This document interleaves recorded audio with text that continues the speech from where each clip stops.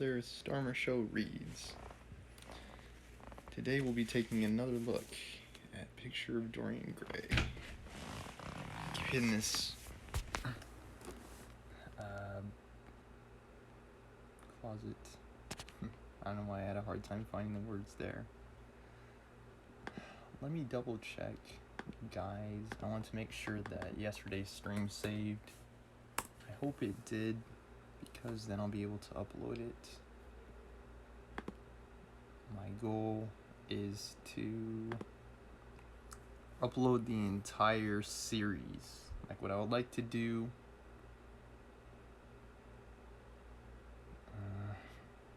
it's telling me, yeah, I didn't save the stream from yesterday. Ay, ay, ay. I wonder if it's the internet here. Yeah, I can't find it.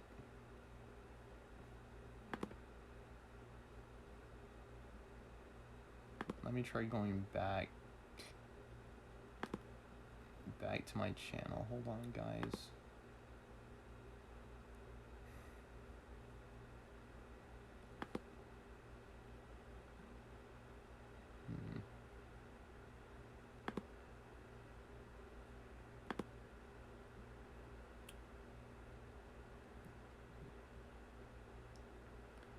Yeah, the other most recent stream it's saying was from 6 days ago, but that's not true.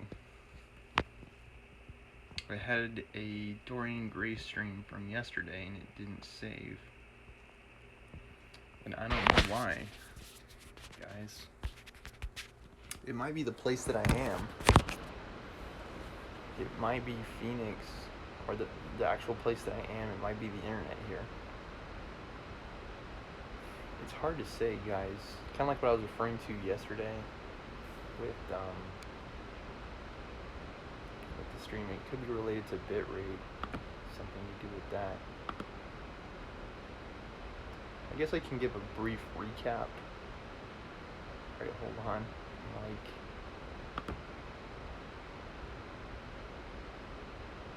Yeah, I guess I can still see the chat. It's okay. Okay, basically I started reading Picture of Dorian Gray, and during yesterday's stream I read the back cover, some of the chronology of Oscar Wilde's life.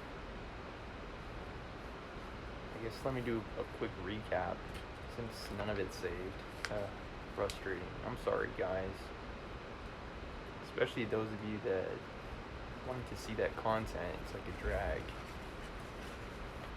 And yeah, I'm working on getting the Wi-Fi speed increased, which I'm hoping is the missing piece to the puzzle. It's like, maybe if I can just get a faster Wi-Fi, the quality of my stream will improve.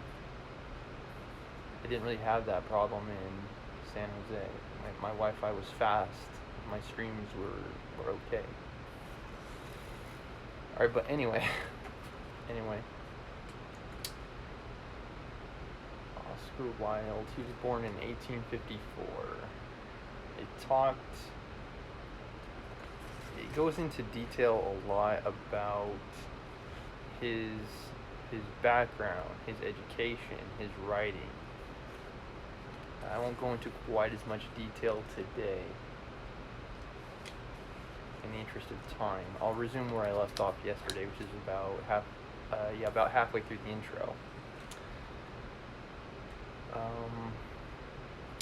He started with poetry. He won a prize in 1878 for his poem Ravenna. Ravenna, Ravenna. And he got married.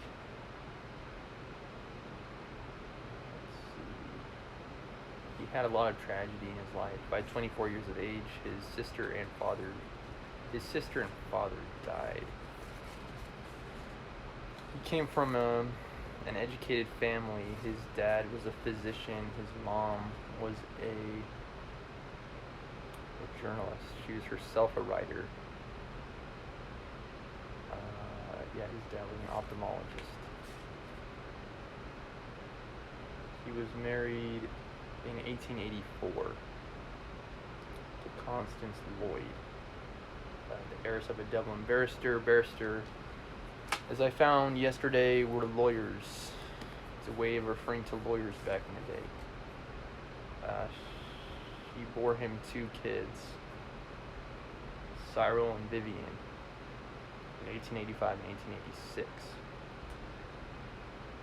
He starts publishing more of his writings, more of his poems. He had a collection.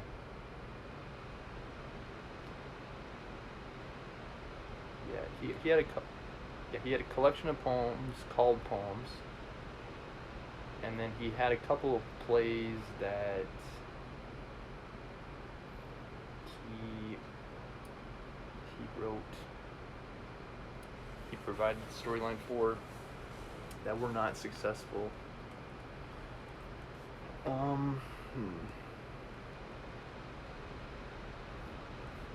Yeah, they were not commercially successful, his plays. But he did lecture quite a bit. He met Walt Whitman, among other prominent American writers. Henry James, Oliver Wendell Holmes, Henry Wadsworth Longfellow. At some point, he gets a lover. Let's see. Does it skip over where it says it here?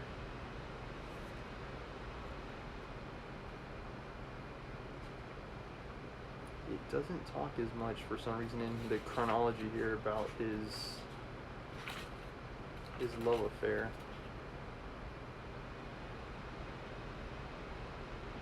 I thought it did, though.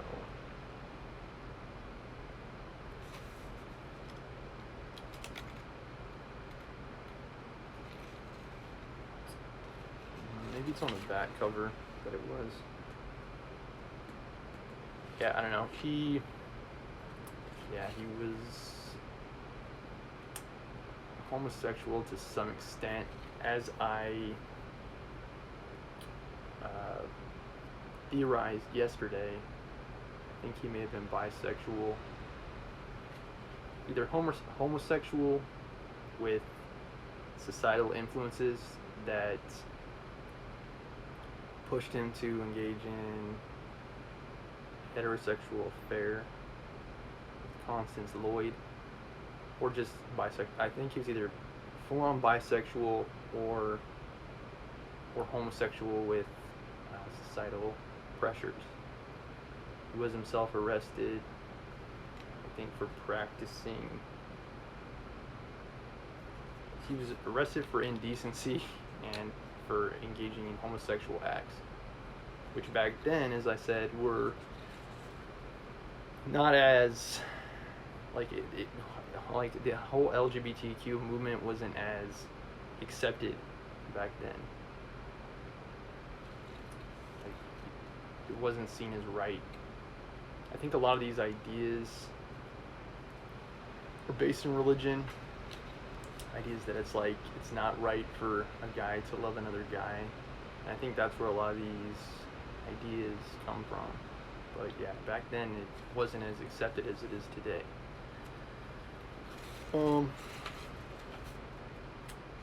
Okay, let me continue in the intro. Yeah, sorry you didn't save from yesterday, guys. Let's see, it says 15. I could have swore I made it to at least page 13. Maybe not. There were also a collection of quotes.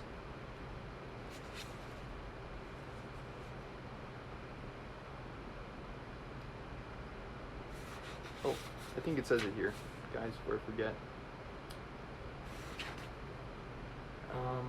Lord Alfred Douglas, in 1891, was his lover.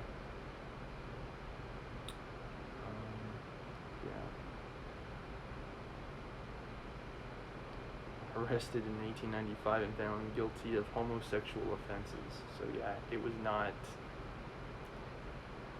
regarded the same way that it is today. Homosexuality back then in London. He lived in exile pending that. Okay. So, I can start from this paragraph. Wilde incensed reviewers in particular with his apparent confidence that he should cross the not entirely heretofore solid line of unimpeachable English propriety by writing about or implying certain kinds of unmentionable scandalous behavior. The book itself had received somewhat mixed reviews. A lot of people thought that it reflected a more unethical, yeah, kind of like what it says here. Like it was more, I guess the word is debonair or something like that, where it's like not regarded with high moral standing. Okay, and yeah, if you guys want me to skip the intro, just say so. The intro is 33 pages long, and I'm on page 15, so I'm about halfway through already, the intro. Wilde was in fact Irish and not English, which denoted, as he once put it, quite a different thing. His lifelong critique of English social mores won few sympathies outside avant-garde circles.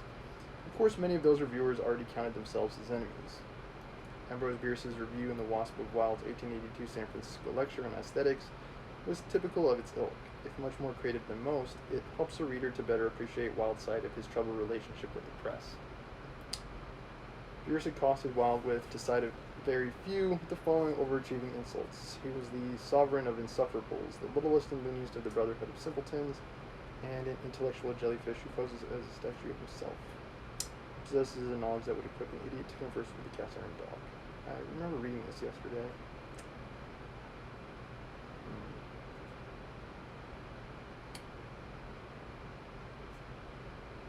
Wilde found much to defend himself against when the harsh notices for Dorian Gray hit the streets, so it didn't have a lot of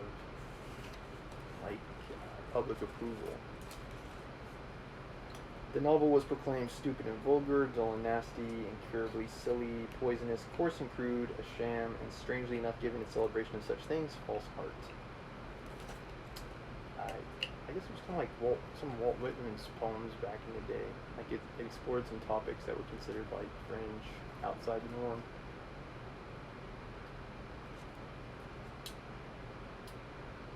This wildest and Oscarist work that delights in dirtiness and confesses its delight was heavy with the mephitic odors of moral and spiritual putrefaction, promoted tawdry mysticism, and left a contaminating trail of garish vulgarity.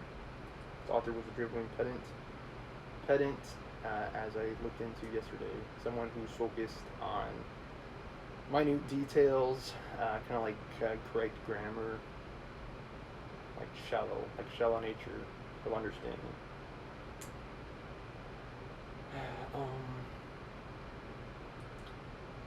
Who bores you unmercifully with his prosy rigmaroles and clumsy and unideal treatment. The general consensus in the press, the picture of Dorian Gray was prurient, immoral, unethical, dangerous, and conclusively very lame. Quote, of course, Wilde had many admirers, and in part perhaps to appeal to them, he responded in kind, upholding the right of his work to separate art from ethics, asking that his new work be left to the immorality that it deserves. Not immorality, immortality that deserves undying. When the picture of Dorian Gray was published in book form in 1891, the publishers Wardlock and Company dressed it in a simple, elegantly hand-lettered cover created by influential designers Charles Ricketts and Charles Shannon. It was also issued in a deluxe, limited, oversized edition. Wilde expanded the novel from its original 13 chapters to 20 and made numerous revisions, deleting in particular some explicitly homosexual sentiments at the time that might have been to curb some criticism. Kind of sad in a way. It's very sad. It's sad, just sad. The publisher also added Wilde's epigrammatical preface, originally published on its own in March 1891, Fortnightly Review, edited by Wilde's friend and future biographer Frank Harris, which contains some of his more clever aphorisms, most of which were devised specifically as parries against the novel's critics. The present edition does not include an artist's preface, which was not a part of the original publication, either its periodical or book form. Signed by Basil Howard, this additional prologue, which sets forth an alleged real-life circumstance that caused Wilde to write the novel, surfaced for the first time in an American edition published by Charterhouse in 1904. Immortality is a subject and topic in this book. It's like he lives forever by watching this painting of himself age. This painting takes the place of him aging.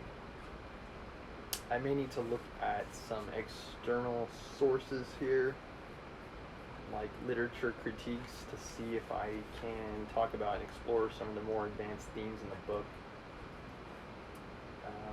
Yeah. I'll try to do it as we go along. But yeah, I can also do it at the end of the chapter and stuff like that. Okay. The novel's expansion and revisions, it's like something's lost in translation too, which I think is one of the most challenging elements of writing. It's like when you're making these edits and revisions, it's like kind of changing the way something looks in a way. It's like some things get lost from the original intended meaning. And I'm sure this happens also with just kind of like lost in translation, like translations from one language to another. It's like whenever liberties need to get made, the meaning can sometimes change. Reviewers dubbed Dorian Gray the very genius of affection crystallized in a syrup of words, and ironically bemoaned its almost utter lack of true humanity. Walter Pater, Wilde's philosophical progenitor, commented favorably upon the novel, highlighting its cleverness, originality, rather humorous considering how many of its ideas were cribbed from Pater in the first place: lively dialogue, artistic management, a decorative detail, its plain moral, and the opportunity gave the reader to compare Wilde's practice as a creative artist with many a precept he is announced as critic concerning. Yeah, this goes on quite a ways.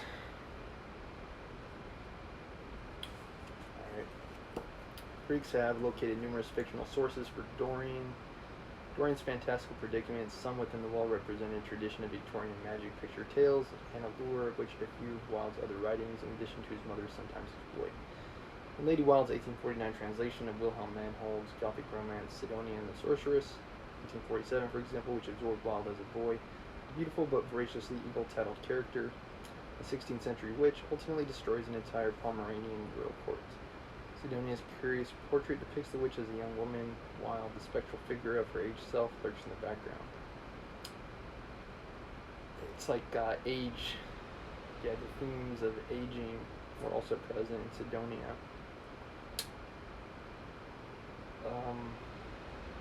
It's interesting. Time, the effect of time.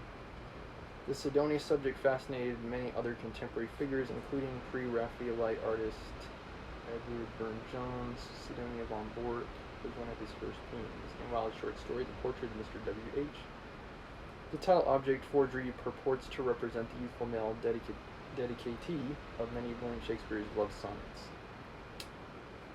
This mysterious discovery seems difficult to hypothesis put forward by the characters that W.H. was a beloved boy actor in Shakespeare's company. However, doubts over the theory's validity led to suspicious suicides and thus convey, as Dorian's story does, issues of homosexual crisis as well as the questionable nature of artistic truth. It's like persecution back then, and in a way it's kind of like risque, like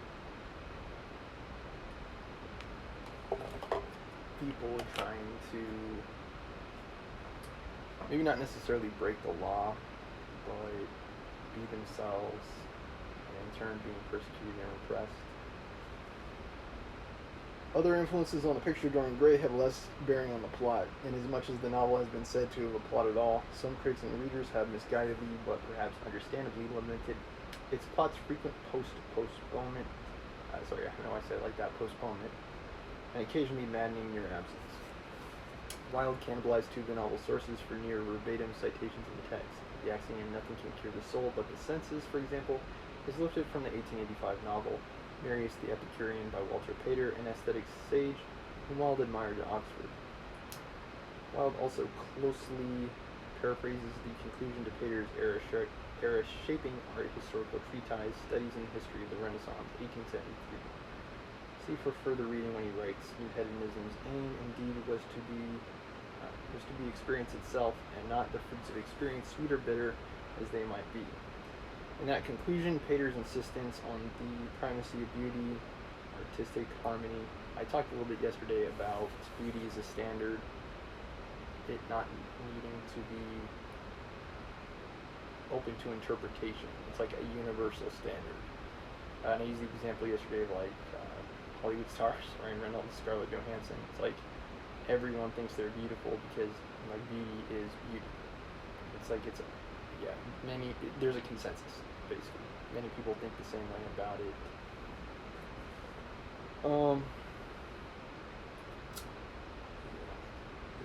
Let's see, in that conclusion, and pleasurable experience as ends in their own right scandalized many contemporary readers. This section influenced so many more young, impressionable people than it did art historians that this allegedly harmful section was suppressed in later editions. See this edition's notes for further citations of the many phrases Wilde lifted from Pater as well as from other of his own works. One of the more extreme influences on the picture of Dorian Gray remains the strongest candidate for the unnamed poisonous book that Lord Henry gives to Dorian, thereby engendering a narrative halting digression that rivals any in pre-modernist literature. This book so fixates Dorian that he begins to model his interests, decor, and behavior after his protagonist's unusually obsessive activities and strange tastes. Just as Wilde's chapter-long tangent accurately imitates this mysterious book's own style and preoccupations. The book is a Rebours, translated into English as Against Nature or Against the Grain. This seminal decadent novel by the French author Georges Carl Huysmans.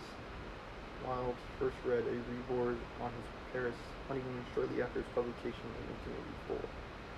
He would later describe Huysmans' text as his own golden book, in an echo of Pater's Marius the Epicurean, which also features a golden book that shapes the titular hero's development. Artistic decadence eventually came in its contemporary form to England from France.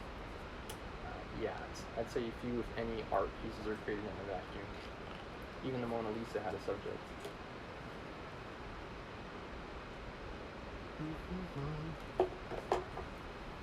Yeah, it's like you don't pull stuff from thin air. In most cases, it's like Sir Isaac Newton when he got the principle of gravity. He saw the apple fall. Like that was the evidence that he bore witness to. Similar elements had existed previously in English literature, most notably in the works of the 19th century Romantic poets, but were differently labeled, with its morbid emphasis on death, decay, pleasurable suffering, illness, strange sensations, sexual experimentation or perversion, and substance abuse. Decadence succeeded in shocking the bourgeoisie, aka rich folk, the well-to-do, as well as the artistic establishment. Although critics have named French poet Charles Baudelaire, most active in the 1850s, as the grandfather of decadence, literary history locates the pinnacle of the style, if in fact it can be called a style rather than a collection of related traits, with the publication of A. Rebours. In that novel, a neurotic hedonist people who pursue pleasure and pleasurable activities. From a decaying, soon-to-be extinct branch of a patrician family, spends his day pursuing curious, often kinky pleasures that, although generally sensual, also can seem downright unpleasurable. All of the nuances of decadence are there except for the whiff of the charnel house that permeates Baudelaire's verse. Small things. True care, truth day. True care, truth brings, I guess. Blink-182 reference. The novel's hero, a dandyish young French aristocrat named Jean Versus de Ascente, I may be pronouncing some of these French words incorrectly, retreats to the countryside after succumbing too strongly to the temptations that plagued his Parisian life and fed his myriad phobias and manias. It's like you go on a nature journey when you're tired of the temptations of the city life. Paris is probably one of those places where that influence is most pronounced.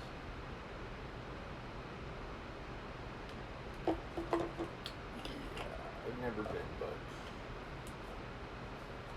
one can imagine.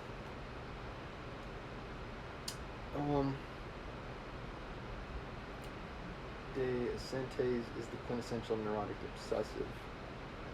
The serial fixations he soon cultivates with various objects, historical periods, and physical sensations, in addition to his bizarre compulsive fits of luxurious redecorating, render him only more nervous and gravely ill in body. At one point, he orders the shell of a tortoise to be encrusted with gold and precious jewels. The animal soon dies. At another, he devises what can only be described as a fantastic smell typewriter which pumps phrases of various scent combinations into the air at the touch of its levers. So it's like sights and smells. He collects liturgical vestments, as does Dorian, and agonizes over whether his strong liking for them constitutes sacrilege. Huysmans would later recover his childlike Catholicism and spend 2 years as a Benedictine oblate or lay brother. Chapter 11 of the picture of Dorian Gray clearly parodies Huysmans' inordinately name-dropping ornate style and its almost obscenely excessive I want to make sure I'm pronouncing this correctly. Concatenation.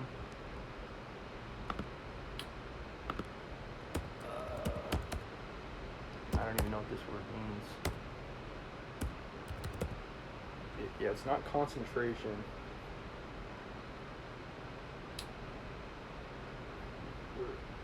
Let's see, where was that?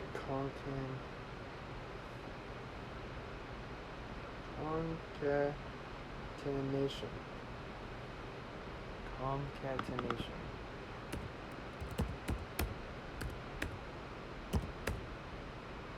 There it is. Concatenation.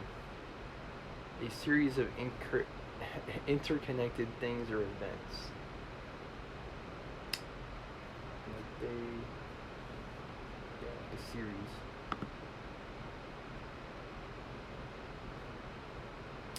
Concatenation. Make sure I'm saying it right too.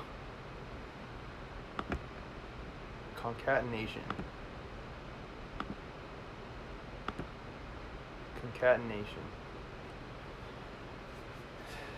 Things that happen together. Chain of events. Dorian's own consecutive obsessions with Renaissance criminals, jewels, liturgical cloths, ancient Roman emperors, and his family's ancestors, to name only a few. Wilde also apparently lifted, again often verbatim, many of the descriptions of textiles, exotic gems, and musical instruments from contemporary museum handbooks, particularly those of the South Kensington Museum in London, known today as the Victoria and Albert. Wilde does try a little to cover Huysmans' traces, however, with a few red herrings about the borrowed protagonist's identity.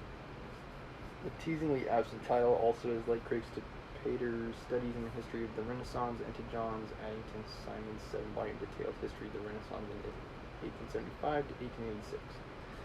Although by comparison, A Reborn is almost entirely without plots. Yeah, I might only have enough time today for the introduction.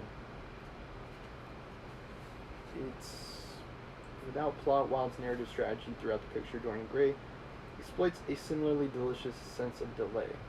Many readers have expressed frustration with what they view as the novel's procrastination, but more sensitive souls may linger over the exquisite passages Wilde inserts primarily for their own sake, that is, their own aesthetic merit. Chapter 1 is a case in point, and its technique resurfaces throughout the book as plot devices are put off in favor of sparring wits and commentary. The first two paragraphs dally, not dilly-dally, just dally, over details and gently mock themselves for doing so, with the comparison of the lovely summer afternoon to a significantly charged yet static image from a Japanese print.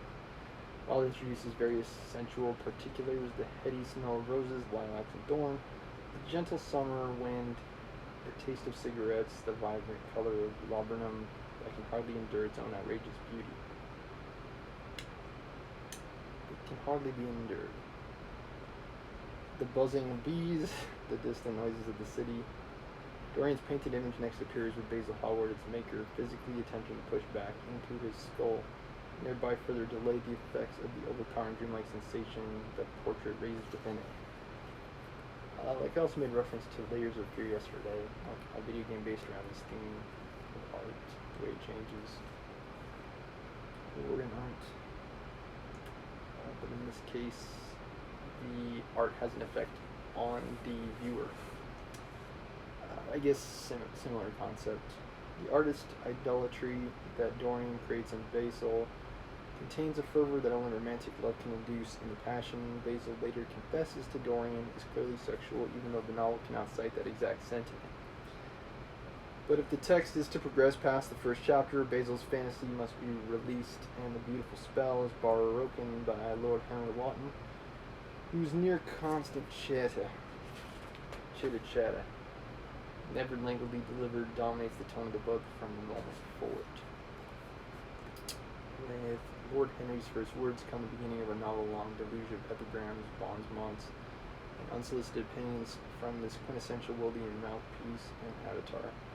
His remarks range from the cynical class commentary of such thoughts as the masses feel that drunkenness, stupidity, and immorality should be their own special property, and that if any one of us makes an ass of himself, he is poaching on their preserves. Page 11, to the Groucho Marx-esque, I like persons better than principles, and like persons with no principles better than anything else in the world.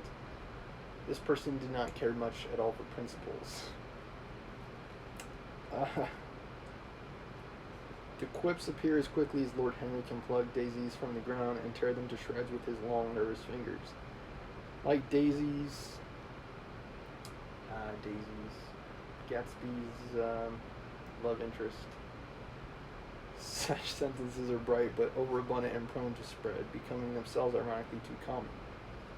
I wish I knew more about daisies themselves. They're white coloration, I believe. The actual plant. Yes, of course, it's an Ash Nico song. We live long enough to see stuff. Yeah, they're white and yellow.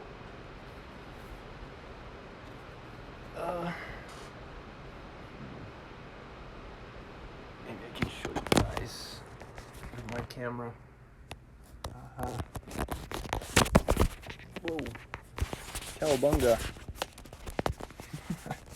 Cowabunga. Daisies. Now where did my chat go? Come on. There we go. Okay.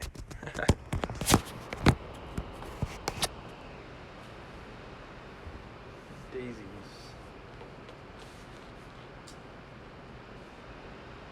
Yeah, where the heck was I? Daisies.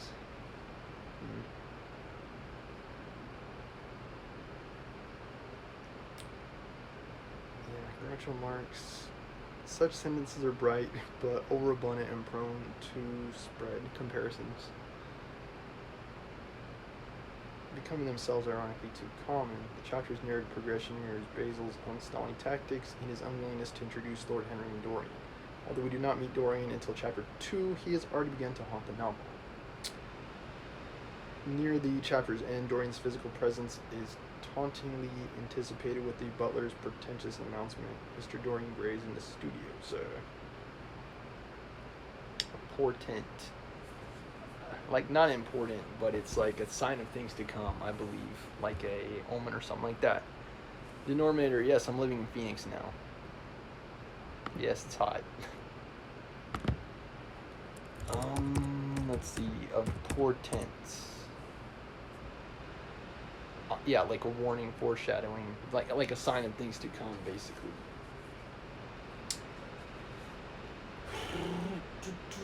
Let's see, where are we? We're talking, yeah, the butler's announcement, like this is him.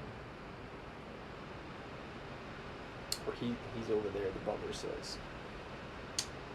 Yeah, I got my fan here, denominator, to keep me cool. There's also one overhead. Ay, ay, ay. Yeah, we're starting a new reading series here, denominator. Picture Dorian Gray. This series will somewhat, I think, try to be somewhat similar in style to the Breathe Mindfulness special. I think the way I read the books changes with the type and style of book that it is. So, like, for example, Breathe Mindfulness special, I focus more on like the way people feel. When I'm reading Sapiens on stream, I'm exploring philosophical ideas, historical ideas. In the case with Dorian Gray, I'll probably be more focused on artistic themes, literature, maybe even vocabulary, stuff like that. Yeah, we're just getting through the introduction, denominator. If you want me to explain anything, just let me know in the chat. Some of these ideas are pretty, I guess they're trying to analyze the book, basically. They're making commentary about it. Yeah, what conclusions can be drawn? And it might help for me to slow down a little bit, but it's okay. Yeah, it's a give and take. The faster I read, the faster we can get through it, but the less time we'll have to talk about ideas that are present in the text. What conclusions can be drawn from this mysterious young man's name? Dorian, the name itself. It's unique. Yeah, it is. How many Dorians do we know? Not that many, right? From which the Oxford Dictionary of First Names strips all magic by explaining it as logically the masculine form of Doris apparently was not in use before Wilde bestowed it on his disreputable hero. Doris. Like when I hear the word Doris, I think it's like a woman's name, right? That's the few times I've heard it used. Doris. I don't think I've ever heard it used for a guy.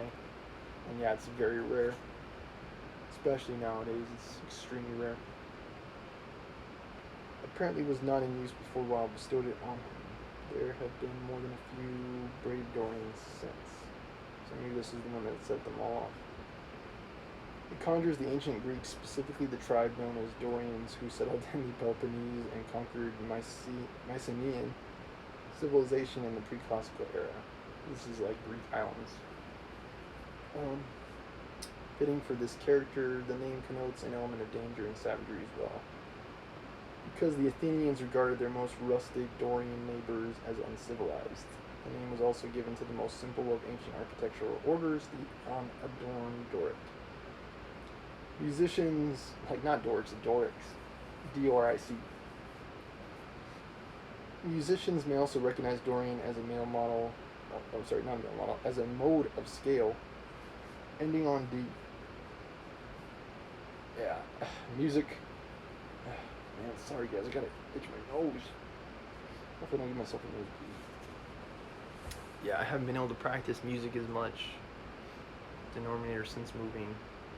And I haven't really, practiced musical theory as much either, by extension. I'm hoping I can start, musical streams again soon.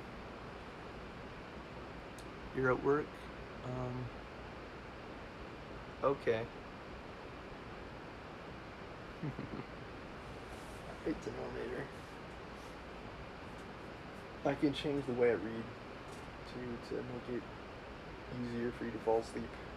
I'm kind of reading fast, but that's because I'm trying to cover a lot of grounds in this intro. Yeah, they're talking a lot about the influences in the book and stuff like that. The influences, the consequences. the cultural effects, stuff like that.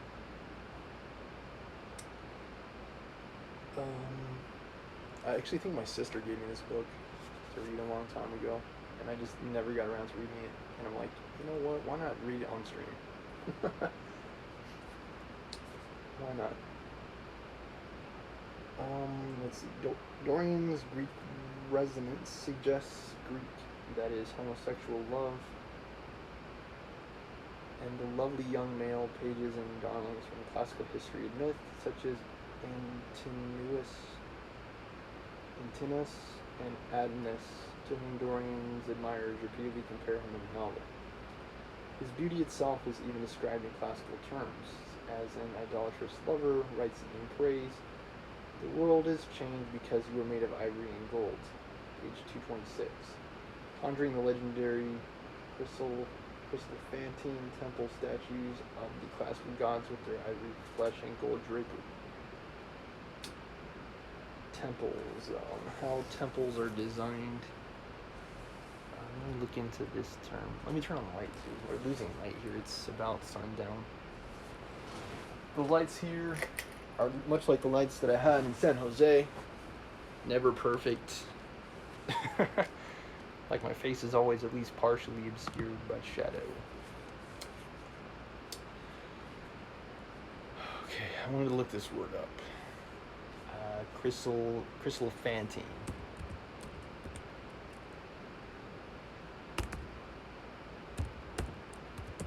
Chryselephantine. Some of these words are fascinating. Let's see how it's pronounced first. Pronounced and then meaning.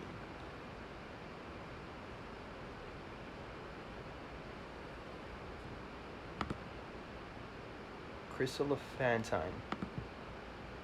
Chryselephantine. Overlay with gold and ivory is what it means. How and when you'll ever use that word, I have no idea. Maybe if you're describing like rich people's mansions, Chryselephantine designs, Chryselephantine sculptures containing gold and ivory, rich metals. Ah, yes. Very Chryselephantine. Where was I again? Yeah, makes sense in context too. We're describing Greek temples dedicated to the gods.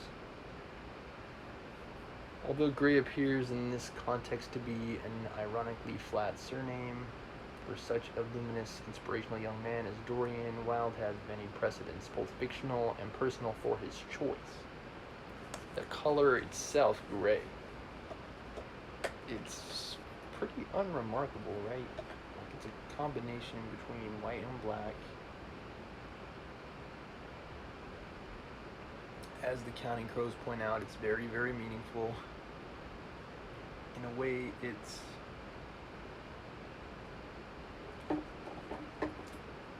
very evocative of like things that are boring. Like it's gray, it's muted, it doesn't really stand out all that much. I remember this episode of Very Odd Parents, and Timmy wishes, I don't even know why, that everyone looked the same and everyone becomes a gray blob. And that's kind of how I think about gray. Like the color gray doesn't really stand out all that much. It just kind of blends in. Yeah, and it seems to not really match the character. He has precedence for his choice. More obvious literary sources for Wilde's naming purposes include Dorian Gray, 1826, the first novel published anonymously by 22-year-old future British Conservative Prime Minister Benjamin Disraeli. In this very popular book, which spawned a series of sequels, the unprincipled, cynical titular hero begins, like Dorian, as a charming boy, but comes to excel at manipulation in the political realm as opposed to Dorian's artistic social. I think of like, who was it? Nancy Pelosi.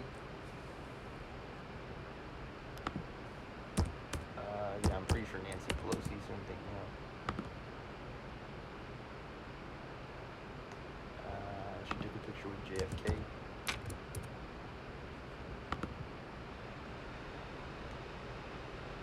I think it's on the Wikipedia.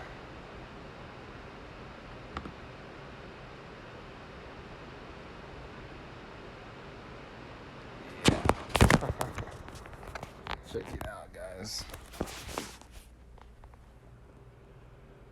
You tell me that isn't the spitting image of Dorian Gray right there.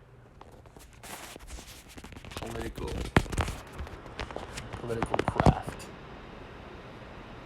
Figuring out how to, pretty much manipulate and influence people. Like, it's a fine line, right? Like,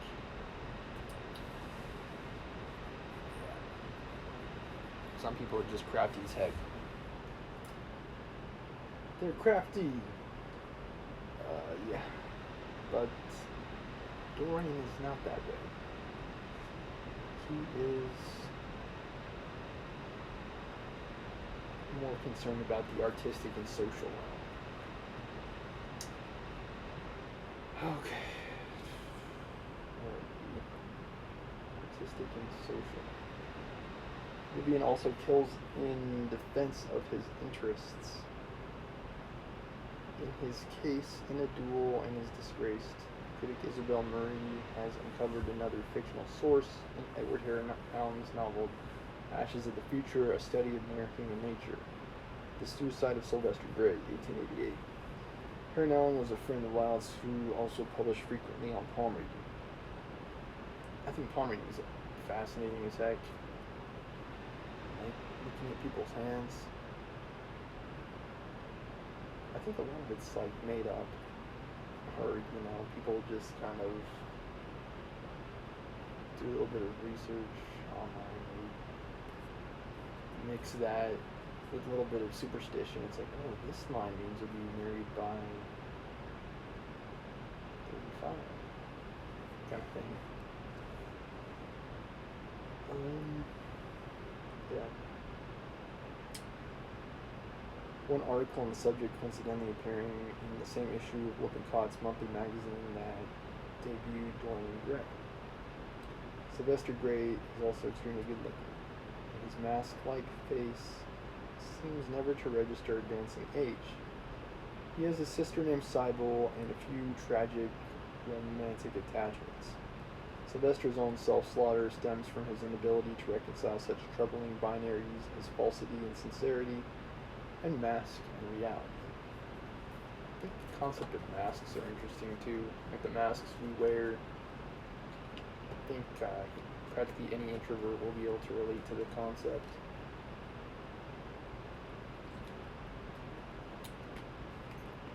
Sometimes masks are not like the ones that we're wearing for the coronavirus pandemic, but they're like social constructs. I put on my smile and I do this dance to make people think of me in a certain way. How close is that to my real nature, my true nature? How close is the person we portray to our reality? It's like the same thing here. It's like mask and reality, yeah. Sincerity. There's also this concept about like insincerity. We talked a little bit about yesterday. It's like someone who's never truly sincere, you'll never know their true position. It's like a poker face.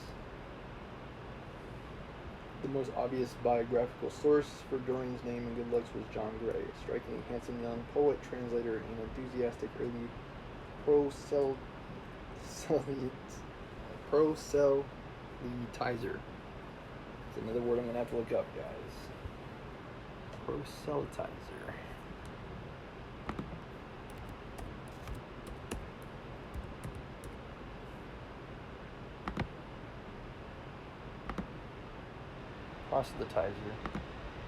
Proselytizer, yeah. To convert or attempt to convert someone to another.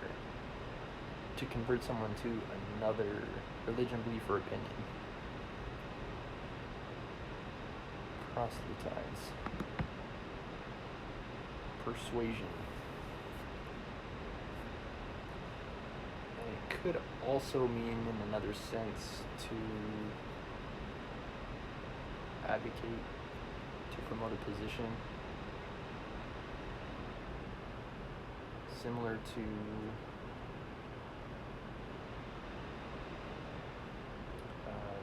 what's Hassan's position. He proselytized the concept that anti-vaxxers are in the wrong. That's one way of saying it. Proselytize means to promote an idea.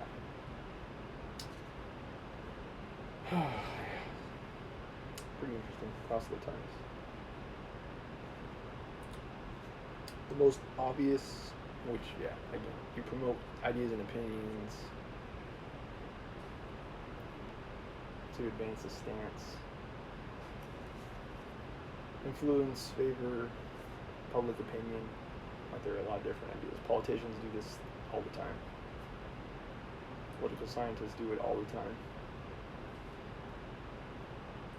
And it's because they try to build a lot of public support for their ideas. The most obvious biographical source for Dorian's name and good looks was John Gray, French symbolist literature, who in all probability was one of Wilde's lovers at the time during Gray's writing. Although it cannot definitively be proven that Wilde and Gray had a physical sexual relationship, Gray certainly was homoerotically inclined, and the two, at the very least, had formed a meaningful romantic mentor-acolyte attachment which lasted for a few years. Wilde biographer Richard Ellman has hypothesized further that Gray was the original recipient of Wilde's ivory and gold come on. The circumstances of Gray's life hardly match those of the charmed, aristocratic Dorian, however. It's like there was not truth in fiction.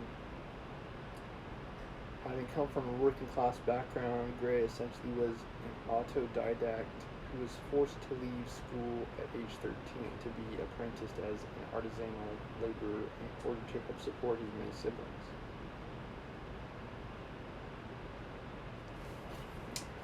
Autodidact. The word I need to look up. No, I'm learning a lot, I'll tell you that. Someone who teaches themselves. Autodidact. Yeah, someone who teaches themselves.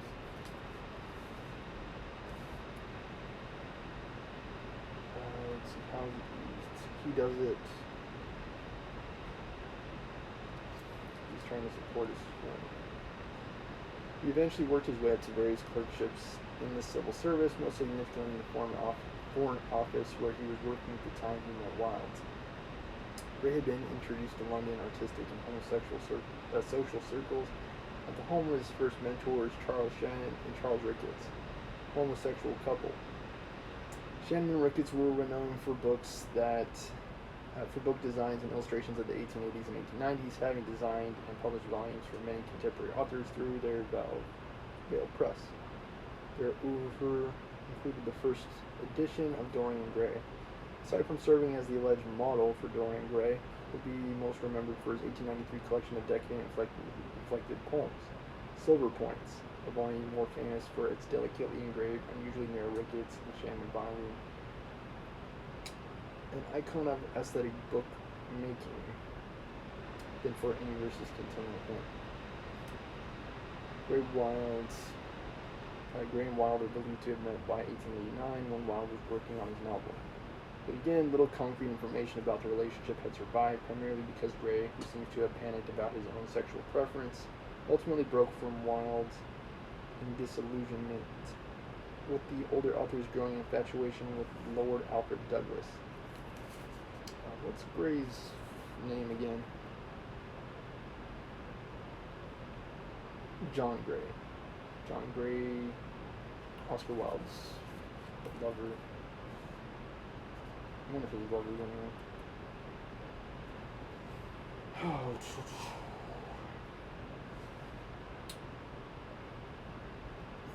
Yeah, and at the time there was a lot of social pressure, a lot of open condemnation of homosexual practice. As sad as I've said. It's easy to read with hindsight that Dorian Gray existed in the person of Douglas, whom a romantic might call the great tragic love of Wilde's life. I think his greatest love. Hard to say where things might have gone if public opinion was in a different circle at the time, was in a different frame of mind at the time, I should say. But whose childish grand appetites ultimately brought about Wilde's downfall. However, the author did not meet Douglas until well after the picture of Dorian Gray had been written. Yet the fact does lead us to another opinion under which to categorize Wilde's novel, self-fulfilling prophecy. Life imitates art indeed.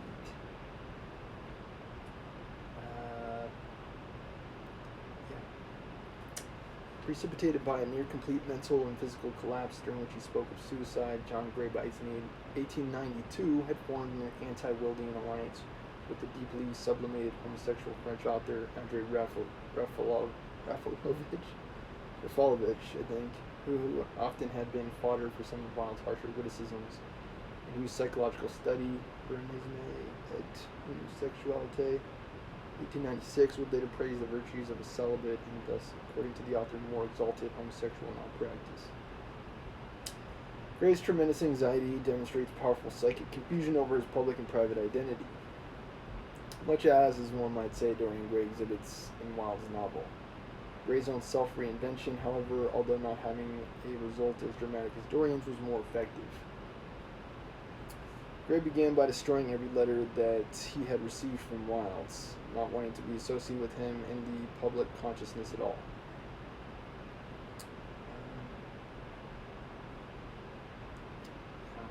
It's like trying to hide, particularly during Wilde's trials, for which Gray also engaged a lawyer on a watching brief to monitor the proceedings for any mention of his name. It's like he did not want to get arrested, too. There was none, and Wilde later would deny that Gray had been the model for Dorian. Though its sources have remained note that Gray initially encouraged such a belief. His only extant letter to Wilde is signed Dorian, and his fellow poets Ernest Dowson and Lionel Johnson frequently refer to Gray's Dorian in their own letters. Dowson also called Wilde, naming Ricketts as a model for Basil Hallward. For the remainder of his life, however, Gray systematically would continue to eliminate and suppress any incriminating evidence of his place in Wilde's circle. I think that whether or not it's acknowledged, it's the case that he was the influence of the character. It's hard not to see connection there.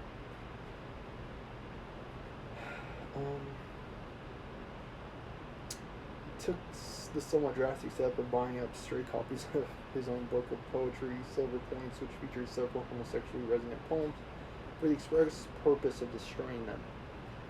But volumes of other decadent verse he did decide to keep held their place on his bookshelves with their spines to the wall.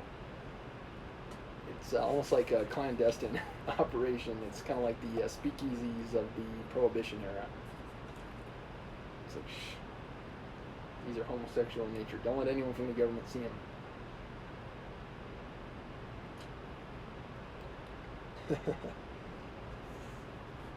Yeah.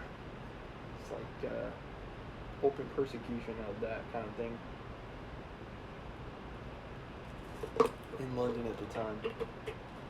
Gray had converted to Roman Catholicism in 1890. I actually don't think it was restricted to London. I think it was pretty widespread back then. Gray had converted to Roman Catholicism in 1890, one of the first to succumb to the curious Catholic conversion phenomenon that affected many Fundamental writers. He was ordained a priest in 1901. And that's a whole other thing, y'all. Becoming the respected Canon Gray of Edinburgh. There, he and Rafalovich remained partner for the rest of his life, designing and constructed St. Peter's Church, highly aesthetic shrine for Gray. The picture of Dorian Gray also intersects with other 19th century artistic movements, just as elements of Wilde's text reappear like ghosts in those of the 20th century.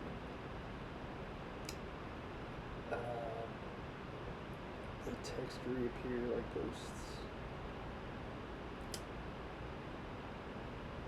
Nearly all of Wilde's artistic oeuvre seemingly claims For example, to deliver us from the diametrically opposed naturalism of his contemporary Emile Zola, with its belief in inescapable genetic destiny and exploration of deliberate ugliness. Yet Dorian Gray, for all its emphasis on the creation of personality, simultaneously employs naturalism's trappings for both its class prejudice observations and its own ironically escapist purposes. For example, Dorian seeks refuge in the marginal London docks and the squalor of their neighbouring opium dens, to which he resorts because they are more vivid in their intense actuality of impression than all the gracious shapes of art. Being a more popular painkiller, but I believe it was used pretty widely recreationally back then. The adaptability inherent in Wilde's own iconic text makes it vulnerable in hindsight to cannibalizing in the same way that Wilde so liberally stitched the ideas of Walter Pater into his own work. Wilde's preface, which readily provides merchandising slogans today, points us neatly towards Tristan Tzar's Dada manifestos of World War I. With their epigrammatic assertion echoing Wilde's pithy, all art is quite useless, and art needs an operation. It's like art. What purpose does it fulfill? What function does it have? I think it's a very simple way of seeing art. Lord Henry's contention that repetition converts an appetite into an art, although delivered in the context of a discussion concerning love affairs, and keenly provides a rationale for Andy Warhol's serial paintings, pop advertising, sculptures, and silk-screen multiples of the 1960s and 1970s.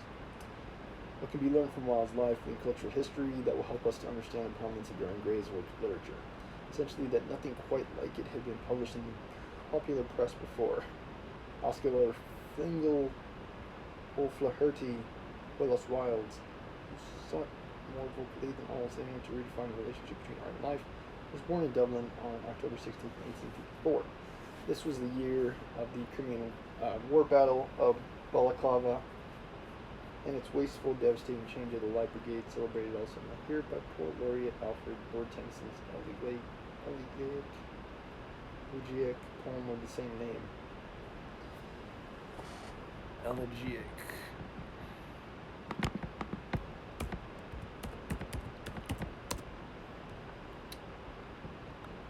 Relating to an elegy concerned with death. Elegiac.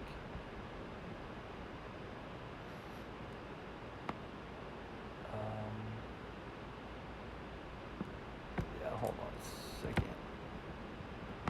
Elegiac, relating to elegies. Yeah, well, that's really good.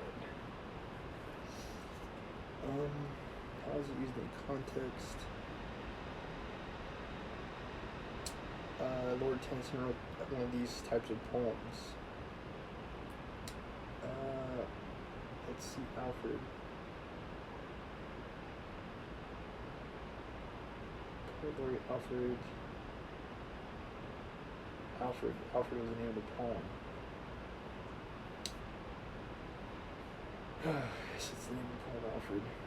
Coventry Baltimore, published around 25, guys. This goes until 33, I believe. I think DeNormand, we're going to try to conquer the intro today. I don't think we'll have time to get into the actual book.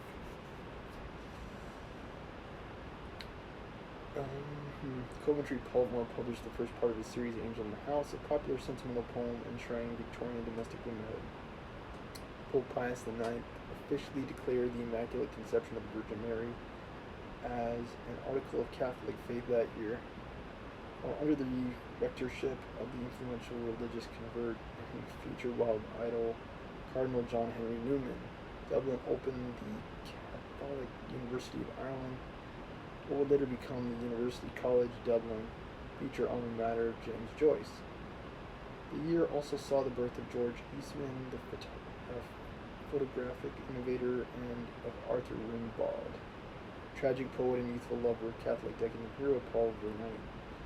Wilde died in French exile and in English social disgrace on November 30th, 1900, His death from meningitis, coinciding with the close of the fin de siècle that he so tragically had come to define. He had like a brain infection. On his deathbed, he finally converted to Roman Catholicism, with which he had been flirting for much of his life. At the end of Wild's last year, Britain was fighting in the South African Boer Wars. Boxer rebellions had occurred against Europeans in China, and German theoretical physicist Max Planck had formulated a quantum theory. Chinese people were, at the time, in conflict with many foreign powers. Imperialism was pretty prolific at the time. Russia, America, all trying to divvy up parts of China.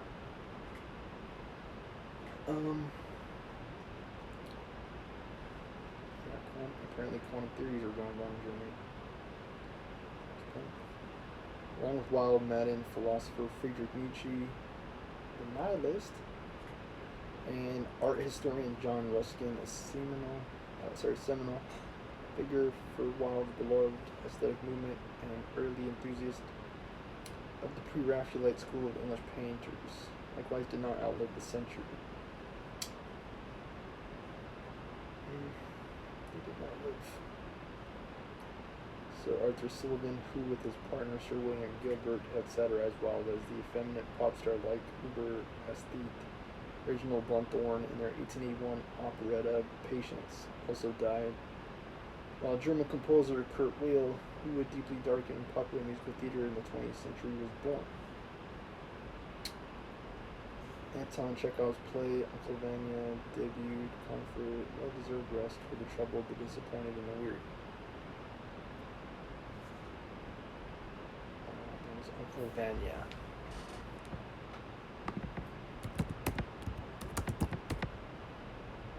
Uncle Vanya.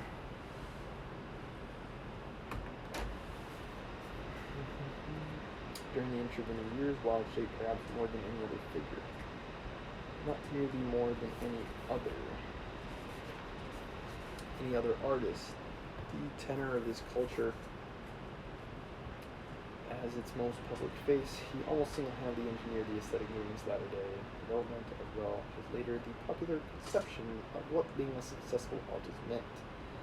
In a more everyday sense, his wit and gift for aphorism.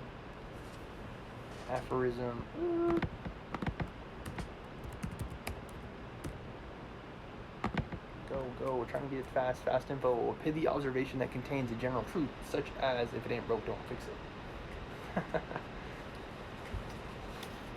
Kind of like a saying in a way.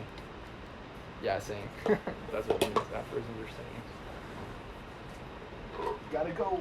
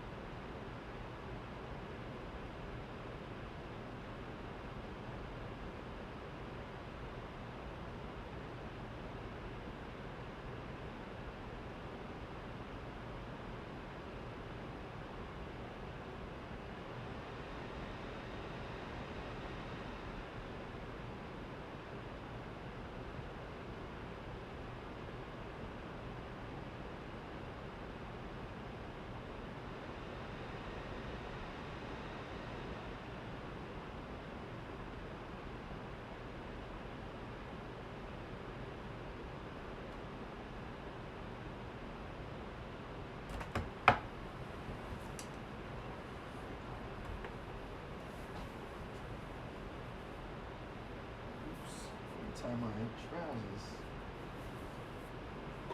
Tie my trousers.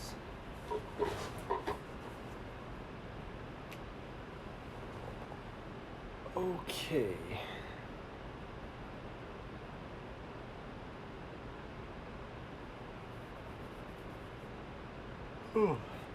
Aphorisms as sayings.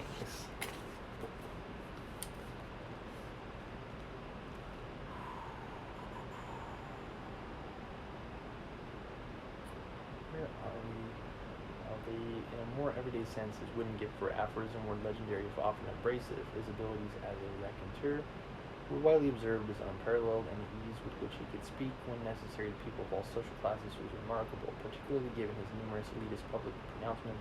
As an example, consider his success in winning over Colorado miners during his American lecture tour of 1882. As many who watched him hold court at dinner parties or in clubs have recalled, he seemed able to weave stories and fables out of thin air. Albeit often recycling epigrams and themes from his published work, he was likewise gifted at working items from his table talk into his plays. It's like the ability of the brain to store information. A term here that I want to look up is raconteur. Raconteur. Racon, R-A-C-O-N-T-E-U-R.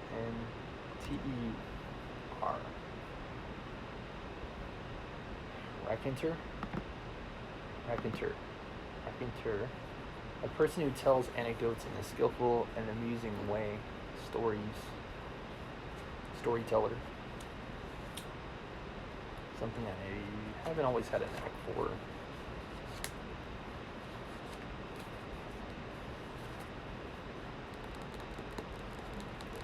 Some stories I can probably pull from memory. Jack and the Giant Beanstalk, Goldilocks. But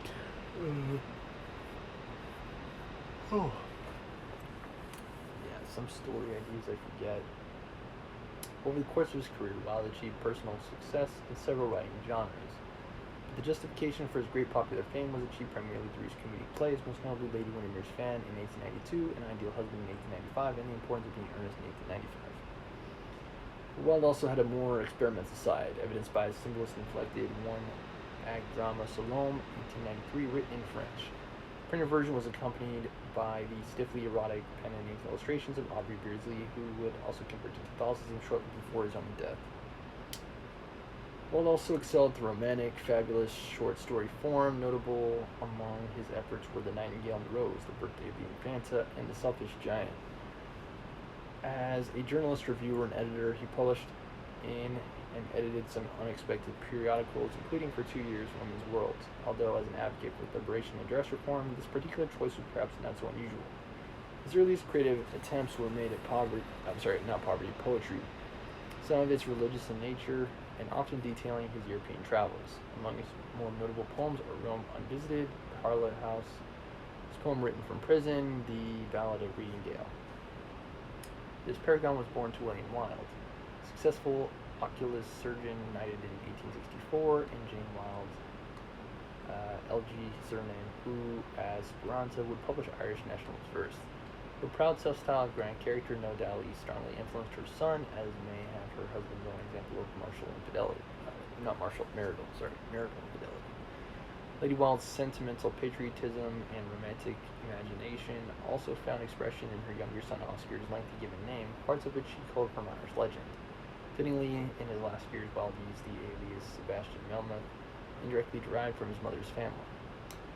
Wilde borrowed the surname from the Gothic novel Melmoth the Wanderer in 1820 about a tortured man who seeks freedom from a satanic pact he has made for a long life.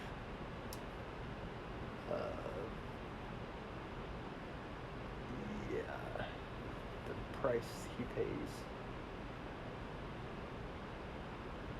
for that long life. I think most guys can relate to that on some level. It's like, how long do I want to keep pushing this rock up the hill?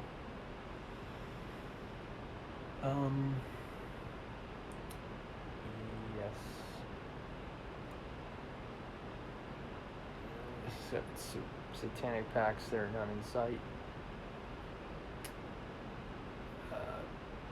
Satanic, not pacts, satanic, I guess, groups. And yes, maybe pacts.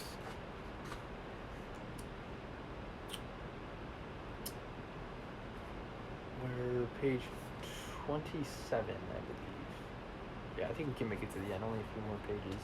I'll try to keep reading fast because I just want to get through this so we can get into the actual book. Hopefully for tomorrow we can get into it. Okay.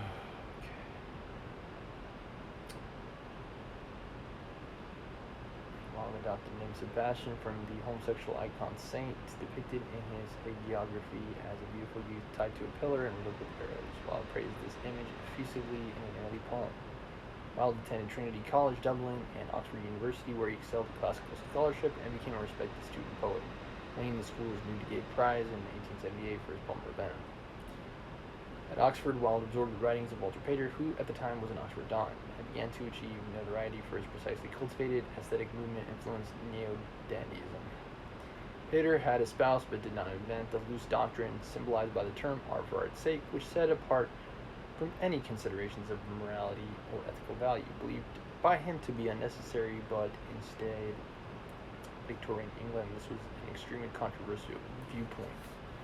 You can trace aestheticism's artistic precursors back to the late 1840s and English pre-Raphaelite Brotherhood painters, most famously among them the mystical painter-poet Dante Gabriel Rossetti.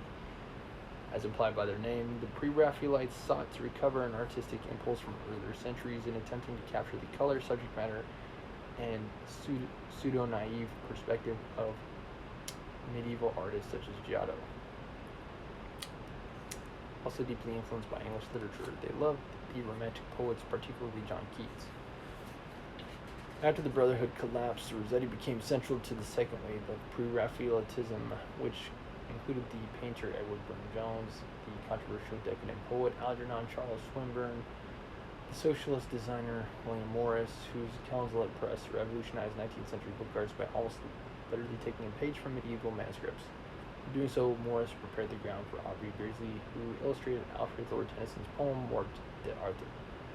Morris's art and craft movement called for the reinvigoration of English art and design, and consequently, in its particular hierarchy, English life, of the appreciation of beauty, organic design, and excellent handcraftsmanship. In the 1870s, the designers and architects of the aesthetic movement introduced mania for Japanese design techniques and composition, to which Wilde pays homage for the first page of Dorian Gray. The fantastic shadows of birds in flight flitted across the long tussar silk curtains, producing a kind of momentary Japanese effect, making you think of those pallid jade-faced painters of Tokyo. Page 3. The collection of Asian blue and white ceramics that Wilde displayed in his rooms at Magdalen College in Oxford was noteworthy, as was his well-published worshipful assertion that he hoped he could live up to. In 1880, Punch cartoons satirized a stereotypical young aesthetic couple, paraphrasing Wilde's words in reference to their own newly bought teapot. It should also be noted that Dorian Gray admires his own Blue Dragon bowl. It's like vanity and possession. Wilde probably also met the poet-priest Gerard Manley Hopkins while at Oxford. Although such a meeting has not been recorded, Wilde has begun attending Catholic services in a local chapel where Hopkins served, since Hopkins' work remained largely unpublished until 1918. However, 29 years after his death, his literature importance would have been unforeseen at the time, even for Wilde.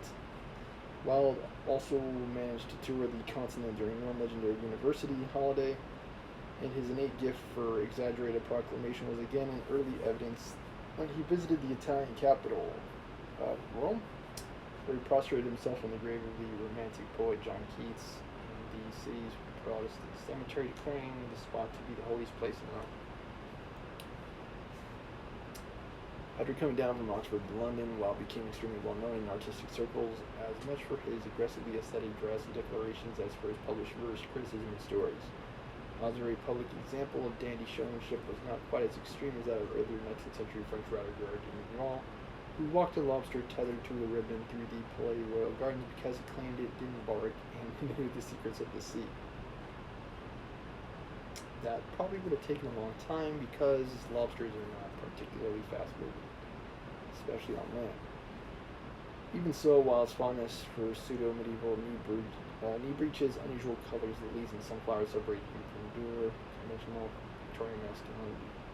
No less a commentator than Max Nordau hyperactive German physician, author, and scorner of all things aesthetic, decadent, or mystical, took careful note of Wilde's appearance in his mocking 560-page rant Degeneration in 1892. He writes, "It is asserted that Wilde has walked down Pall Mall naked and dressed in Dublin breeches, a picturesque beretta on his head, and a sunflower in his hand, the quasi-heraldic symbol of the aesthetes." Those are concerned with the way things look. Nordau does not mention that he surely would have named his immorality or even dementia in Dorian Gray, which he probably had not read before writing his own text, but he does draw psychological conclusions based on Wilde's studied attempts to shock. When therefore an Oscar Wilde goes about in aesthetic costume among gazing Philistines, either exciting either their ridicule or their wrath, is no indication or independence of character, but rather from purely anti-socialistic, egomaniacal recklessness and hysterical longing to make a sensation, justified by no exalted aim, nor is it from strong desire for beauty, but from malevolent mania or contradiction. Page 390, things that do not agree.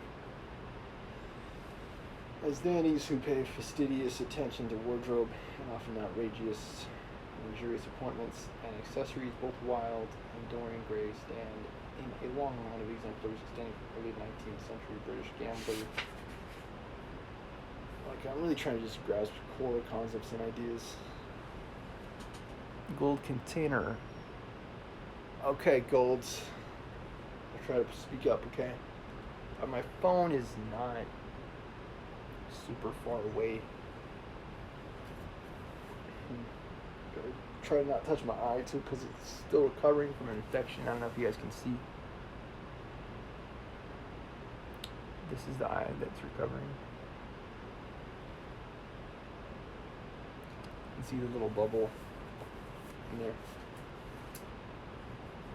We've got about 3 more pages, Gold's container. Yeah, and a lot of this is like pure history. Like pure history.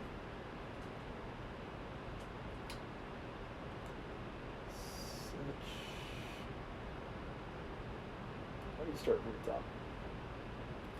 Such fashion plates historically have been jaded at not only in the popular press, which has tended to mock such displays even as it grants them space in its pages, but in such novel-length satires as Rob Hitchens' anonymously published attack on Wilde, The Green Incarnation, 1894. Such attention to dress at the time may have been seen as effeminate or at least aristocratic. Jotting noted the same thing. But recent critics such as Alan Seinfeld have argued that such effeminacy would not necessarily telegraph male homosexuality. I'm assuming kind of like Liberace, as it would do in succeeding decades. During the late Victorian period, a conception of the homosexual as being a person who perhaps shared similar behavioral traits with other homosexuals, as opposed to being simply any man who had sex with other men, was in only its initial stages of formation. Many contemporary heterosexual readers of Dorian Gray may not have noticed the hints Wilde drops about homosexuality in the novel, suggestions that have appeared to 20th century readers as clear homosexual markers. Let me finish this sentence and I'll give my thought. And its gay subtext may well have remained submerged unless readers brought their own insights to it. It's like that, we see the world through our own lens kind of thing. It's like you understand things that are similar to yourself. You don't recognize things that are different from you, things that you don't have experiences about. And that may have been what happened to these readers like me. They may have been reading this book and been like, what? Whereas people who were gay at the time could read this book and make sense of those things that it said. It's like an in-joke for gay people. The novel was seen as immoral on several accounts, not always sexual ones, and left to Wilde's forthcoming criminal traits to make the connections plain. At the time of Dorian Gray's setting, in spring 1884, Wilde was preparing for his upcoming marriage on May 29th to Constance Lloyd, to whom he had become engaged the previous November. Their house on London's Tile Street, expensively decorated in a new aesthetic fashion, sent the couple instantly into debt, and by November 1886, the pair had 2 sons, Cyril and Vivian. It is believed that around this time, a young Oxford student, Robert Ross, seduced Wilde into having homosexual sex for the first time. Robert Ross, there you have it. Wilde's attraction, I think that's good enough gold. Wilde's attraction to the idea of living a secret life, which such indulgence necessitated, coupled with the disturbing alteration of Constance's postpartum body, have been cited ostensibly as reasons for Wilde's decision to begin to indulge in his previously unexplored homosexuality.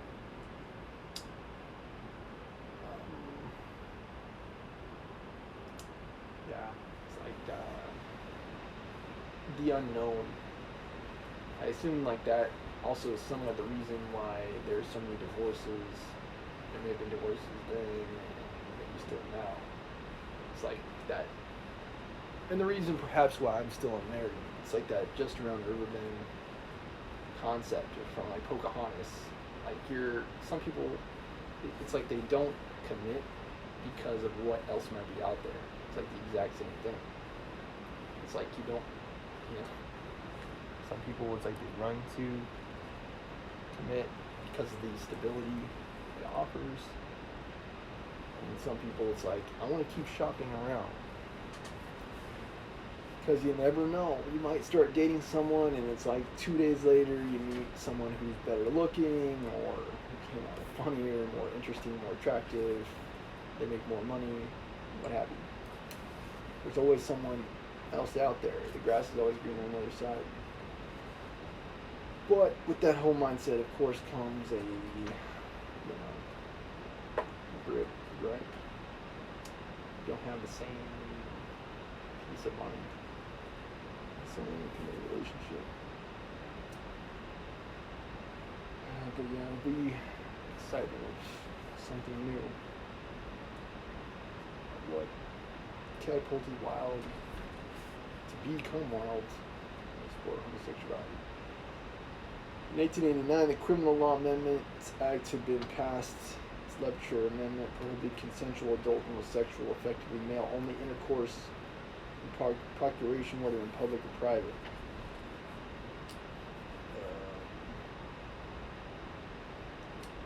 Lesbianism, I don't really know how it was perceived back then. I assume with somewhat the same disapproval as the male virgin. Women were, I think, still seen as property back then. Other aspects of the act include raising the age of consent to 16 from 13 in an effort to legislate protection for children. Regardless of this new law, which widened the scope of punishable homosexual offenses, at the same time as it lessened the penalties, thereby making such acts more likely to be prosecuted. I think a lot of these ideas have changed over time as a result of changing life expectancies.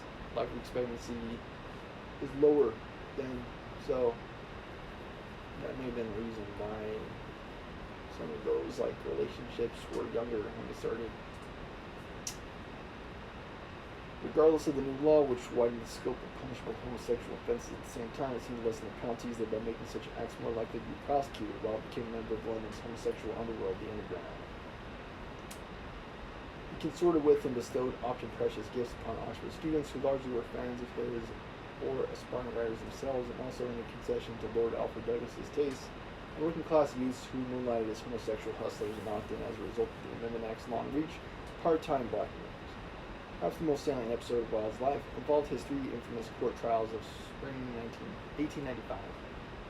They captivated the London press, much of which was only too happy to see Wilde, of whom it had long been jealously suspicious, debased, and finally punished for his alleged crimes and for daring to live outside Victorian social convention. It's like, haha. The first trial in early April 1895 involved the author's life suit against his lover Douglas's father, the Marquis of Queensberry.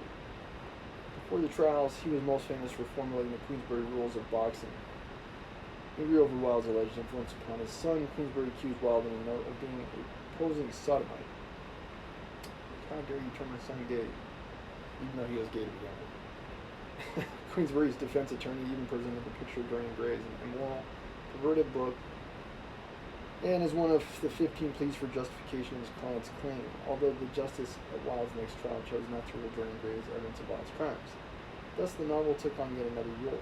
involuntary accomplice to Wilde's accuser. The libel suit was not resolved in Wilde's favor, and during the proceedings, Queensberry defense provided enough potential evidence of homosexuality to have Wilde tried under the Criminal Law Amendment Act. Friends and associates urged Wilde to flee the country as other homosexuals on the verge of being outed had done, but whether from stubbornness of his position or now of his vulnerability, he remained in London and was arrested on April 5th, 1895. After 2 trials on charges of committing acts of gross indecency with male persons, Wilde ultimately was found guilty and sentenced to the maximum penalty of 2 years in prison with hard labor. He gave eloquent testimony on the stand to the legitimacy of, as he called it, the love that dare not speak its name, which in large part drives the picture of Dorian Gray, like forbidden love. Among many other definitions, Wilde declared it that deep spiritual affection that is as pure as it is perfect. It dictates and pervades great works of art like those of Shakespeare and Michelangelo. It is the noblest form of affection. His words were rewarded really too late with spontaneous courtroom applause, yet the press exulted in Wilde's demise. The aesthetic cult, the news of the world proclaimed in its nasty form, is over. The details of Wilde's final 5 years spent in prison and lonely in exile are tragic. The prison labor, which at first primarily involved operating a treadmill for the equivalent of a daily 6,000 foot ascent, physically broke Wilde. His creditors in Queensberry had forced a bankruptcy sale of his property, and his valuable, carefully collected possessions were sold and dispersed. His wife, who had sought a divorce, died in 1898. He would never again see his sons. In prison, Wilde composed in the form of a letter to Douglas his Apologia de Profundis, posthumously published in 1905, whose Latin title means Out of the Depths, which takes its name from the religious tenor Psalm 130, which reads in part, If thou, Lord, should mark iniquities, O Lord, who shall stand? But there is forgiveness with thee, that thou mayest be feared. The probing and deeply religious nature of this last word still did not bring about Wilde's Catholic conversion, however. Douglas would convert in 1911. Unlike John Gray, Wilde could not bring himself to use religion as a refuge from his earthly problems.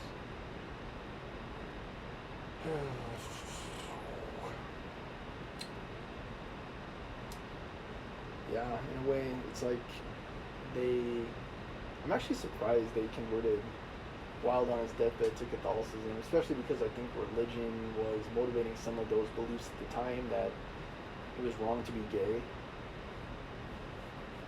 It's hard for me to say, really, if Oscar Wilde was bisexual or homosexual, pushed to engage in heterosexual relationships with Constance Lloyd because of societal expectations at the time.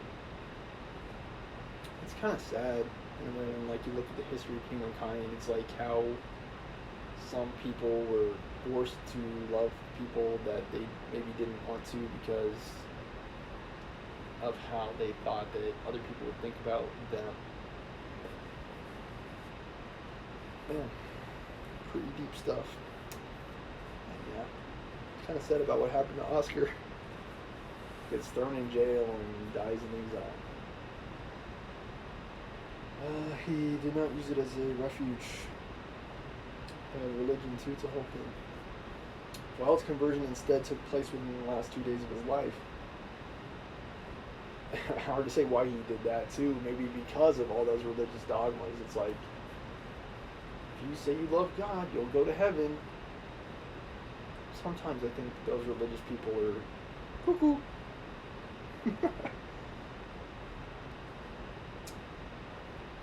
The Catholic Robbie Ross. Wilde's conversion took place in the last 2 days of his life when desperate friends, the Catholic Robbie Ross among them, who had long thought Wilde insincere when he mentioned his desire to convert, brought in a social priest to gauge Wilde's assent to the conversion and to administer last rites. Appropriately, Wilde's last act was an assent to the final ritual, in this case one that symbolically sealed the senses that had dictated his lifelong self-creation. Wilde's only novel, over the years, Many Things to Many People, continues to serve as a symbol of its era. After experiencing it, the reader may want nothing more than to override questions of genre and influence what the picture of Dorian Gray itself tells us what has been the type of what the age is searching for and what it's afraid it has found. Page 223. Camille Coty has a PhD in English from Columbia University. Her dissertation concerns the Catholic conversion trend among the 1890s London avant-garde, including such figures as Wilde, Ernest Dawson, John Gray, and Michael Field. Other academic interests have included 19th and 20th century French poetry, in particular John Keats, Pre-Raphaelites, W.B. Yeats, and the connections between them, as well as Irish literature generally. She's also published in Italian American Studies. Cuddy is a teacher editor at Quake New York. A lot of it, guys, is society, and a lot of it is religion. I think most of it really is society. It's like public opinion, public thought, public belief. I was reading about this in Sapiens too recently. It's like the amount of like bloodshed that has stemmed from monotheistic religions. And I had a TikTok recently checking out Stormer Show, talking about how the religions borrow ideas from each other. It's somewhat evident in religious, where it's like, you started it off. Yuval kind of mentions it in his book Sapiens too. It's not as evidenced here in the intro. I'll picture Dorian Gray, but it's like some religions borrow ideas from others. And Yuval kind of goes a little bit more in depth on it, but it's like, we started with belief in things, like the tree spirit, the rock spirit, the sun spirit. I'll pray to the sun so that the sun god will shower my crops with light and give those crops, the ability to bloom and grow. Pray to the water god so I don't have to experience a drought. People started believing in like sacrifices, giving gifts to the gods so that way the spirits would benefit them. Over time, these beliefs consolidated into polytheism, beliefs in multiple gods that are tied to things, and then those beliefs consolidated over time into the monotheistic religions. Christianity or Judaism, Islam, which in turn had elements of plurality of beliefs. As Yuval points out, beliefs in saints took the place of some of those gods, right? It's like people used to believe in like Athena and Zeus and Osiris and Ra. It's like now it's like Saint Michael, Saint Francis of Assisi. It's like easy comparisons can be made. It's like people still have polytheistic beliefs even in their monotheistic systems. And I think religion, in a way, it's kind of doing what the law did back in Oscar Wilde's day. Like, it gives people blinders. It prevents them from seeing other viewpoints in other ways. And it's like when people open their minds and understand that these religions exist at the same time, they inform each other, they're all part of these belief systems. And some of them impact others, like Buddhist beliefs, how they interact and intersect with Christian beliefs, and how those Christian beliefs intersect with Muslim beliefs. It's like at least, Islam's saying that Jesus was like one of the prophets, but yeah, it's like the same thing. It's like they all believe, they've shared beliefs and systems that are based on other types of beliefs. I see his way of explaining things that we don't yet know. But yeah, that was basically the intro, guys, to Oscar Wilde. It talks more about the things surrounding Oscar Wilde's life when he wrote Picture of Dorian Gray. A lot of very interesting stuff, a lot of very sad stuff. I think starting tomorrow we'll take a look at the preface. This work, see what Oscar Wilde has to teach us through his book, picture of Dorian Gray, there's probably going to be a lot of interesting themes, ideas, maybe even dramas. I think there will be valuable insights in this book, especially with some of that historical context that has just been outlaid with the introduction. Some of these ideas did fly under the radar, so to speak, because homosexuality wasn't really accepted back then. He was persecuted, he was arrested for engaging in that kind of relationship. Which, luckily we're changing some of those opinions and beliefs now, but my hope, denominator in gold, is that as we grow as a species, as humans and sapiens, move on in time, our beliefs and opinions change to become more inclusive, more accepting. Capitalism gets abolished, like down with that stuff. Like even the concept of money. It's like what even is money? The future of our species doesn't even need money, because we just love each other, we give each other what we need. Like, I think that's incredible, even when we get to that level. But yeah, it may take years. I'll probably be dead for centuries before we even get close to that. Money and capital going down, and socialism, common good, elevating. Open-mindedness, openness to other beliefs is promoted. Space exploration, I think that's a good thing. I think we need to keep looking up into the stars, seeing what else is out there. Coordination, I think that would be cool to see. Different nations working together to solve common problems. But yeah, let's see Dorian Gray. We'll see what Oscar Wilde has to say. In the meantime, guys, thank you for watching Stormer Show. I hope you've enjoyed the stream. And starting tomorrow, we'll be able to actually start getting into the book. I hope you've enjoyed, and I'll keep considering what you guys say, denominator golds. If you have any recommendations for books that you'd like to hear me read, or different ideas for series, I will consider your viewpoints. Thank you for watching. Storm Show signing off.